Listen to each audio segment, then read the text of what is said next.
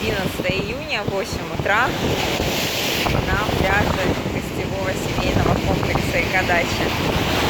Море сегодня штормит, такие чудесные волны. Дети будут очень рады, все любят попрыгать на волнах.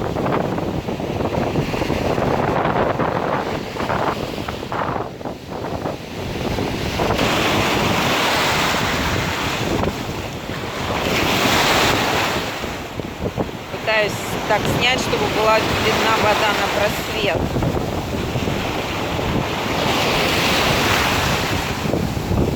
Море обычного своего цвета, у нас оно всегда такое, ну, во всяком случае, во время шторма поднимается песочек, но это действительно песок, это не зелень, это не то, что вы видите на Фейсбуке, и то, что творится там в Одессе.